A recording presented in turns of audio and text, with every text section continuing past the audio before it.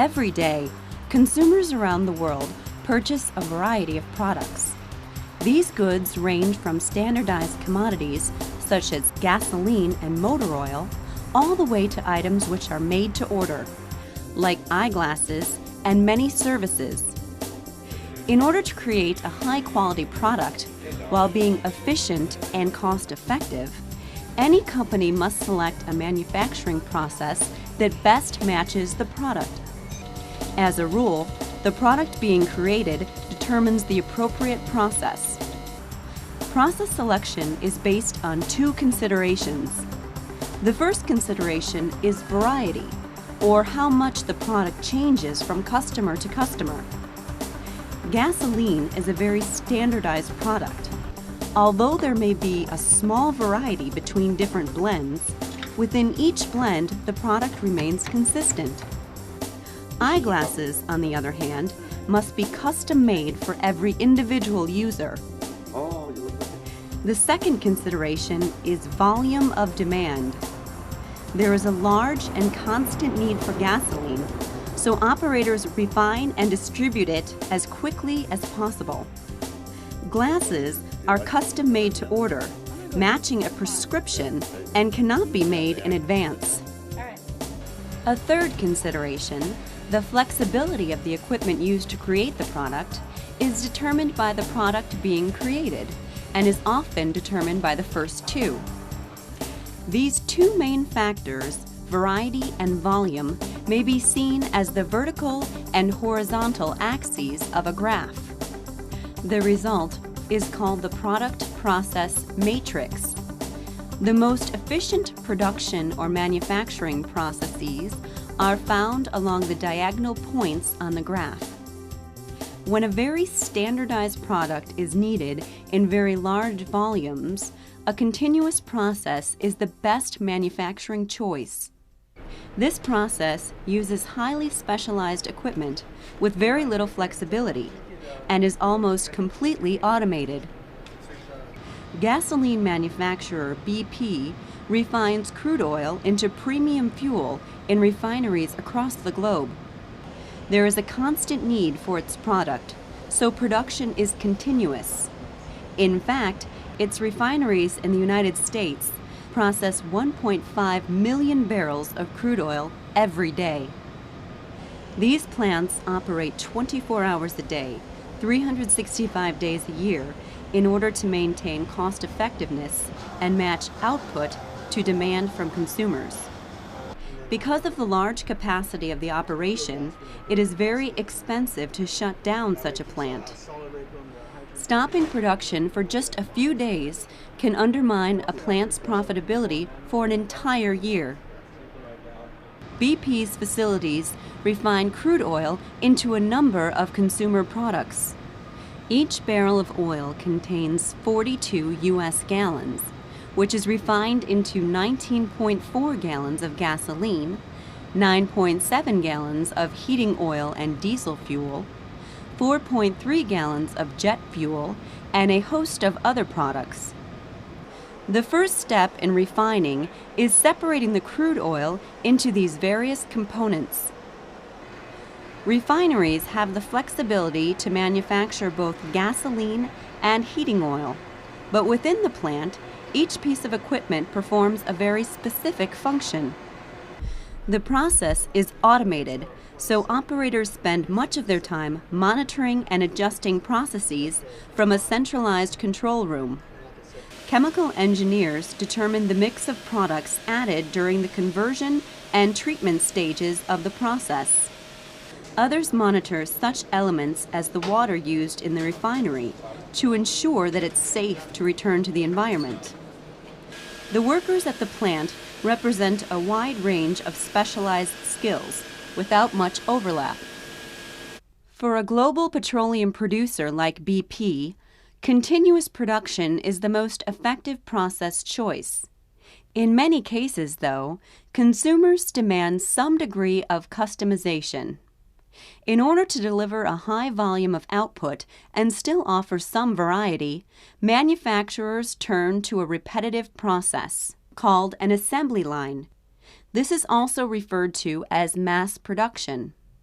Most consumer goods are mass-produced. Honda of America uses a repetitive process in their operating plant in Marysville, Ohio. At this plant, Honda produces a large number of only a few different models of their popular Civic line of cars. In fact, this plant alone produces an average of 20,000 cars every month, nearly 250,000 for each model year. The production process utilizes a connected workflow in which the product moves along a conveyor system past a series of workstations. At each station, parts are brought to the line to be added or assembled until the product is finished. In traditional assembly lines, workers complete the same task over and over. At Honda, workers are trained in a variety of tasks. They rotate workstations regularly to avoid fatigue and to maintain quality. Because each station is designed for a specific task, there is little need for flexible equipment. Workers interact with tools more than in a continuous process, but much of the work, such as welding, is performed through automation. Still, there is enough flexibility at each workstation to offer a variety of options on the model being produced. In repetitive processing, variety is created by combining individual modules. Engines, for example, are created separately from the main assembly line, allowing engines with different specifications to go into the same model. Body color and interior features and plug-in items, such as stereos and accessories, are examples of other modules that create variety within the steady, repetitive flow. While this process is so structured that each line produces only one type of product, the line that produces the Civic, for example, cannot build an Acura, Honda is seeking to change that. At its Ohio plant, for example, workers are trained on the next season's model of cars while they are still building the current model. Industrial engineers, meanwhile, are looking for ways to redesign the assembly line, building in so much flexibility that it could produce any model the company makes. In Aurora, Illinois, Caterpillar is already doing what Honda hopes to accomplish.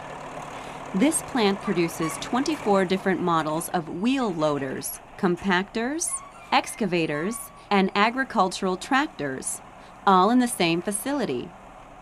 Caterpillar produces 4 families of construction and agricultural equipment, but all in relatively low volumes. Because the volume of products they manufacture is lower than Honda's, and the variety of machine is greater, Caterpillar makes use of batch processing. This process creates products in small lots, or batches, in much smaller volume than Honda.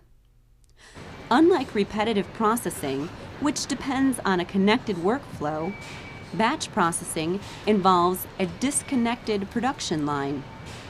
Processing is intermittent, with workers coming to the machine rather than the product coming to them.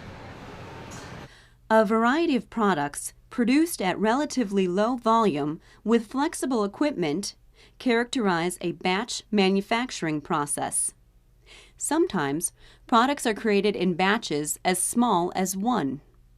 When a highly specialized product is needed in a very low volume, based on an individual customer order, the process which matches the product is often referred to as a job shop. Eyeglasses are made using such a job shop process. Each pair is made to suit a specific customer's vision and head shape, so each pair must be created individually. At AED Vision, optician Jim Bracken has been making glasses for more than 20 years. He stocks lens blanks, which have already been ground to a specific prescription strength. After choosing the proper strength lens, Jim uses a bevel edger to custom cut the lens to the specific frames the customer has chosen.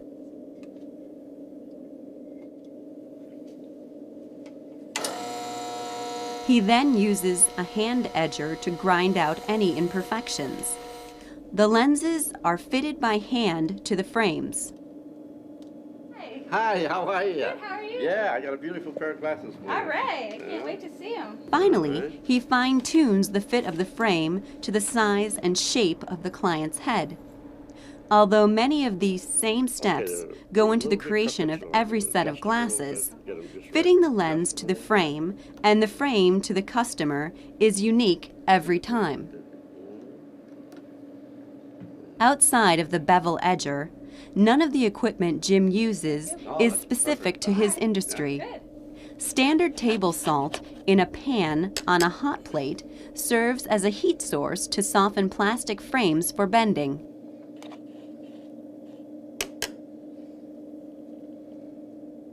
A nearby pan of water cools the frames. Standard flexible tools, such as a screwdriver and pliers, are used to fit metal frames. This is typical of many job shops, where a small set of general-purpose tools are used in a variety of ways. Because every product is custom-made, the equipment must be flexible enough to change with each new task. And since volume is small, the process can be geared to providing an exact, custom product. Highly skilled workers using general-purpose tools to produce a small volume of very specialized products is typical of the job shop production processes. The product process matrix illustrates the general rules of manufacturing or production processes. Finding and using the appropriate process is necessary to ensure quality and keep costs low enough to match the market demand and volume. It is unusual, however, that a product will fit so neatly into one process or another, and many products depend on several processes for their creation. These hybrid processes are becoming more and more common. The steel which goes into Honda's cars and Caterpillar's heavy equipment, for example, is created through a continuous process. If you order specialized stereo equipment for your car, it may be produced through batch processing. Although the eyeglasses created at AED are built in a job shop, the frames may have been created on an assembly line and the glass blank for the lenses through a continuous process. For many manufacturers, the goal is to create high-quality products with the efficiency of a continuous process while building in as much flexibility as possible in order to allow for more and more customization. At the same time, small volume producers search for methods to produce greater volume of specialized products at lower prices. In order to achieve this mass customization, manufacturers must understand the dynamic of the product process matrix.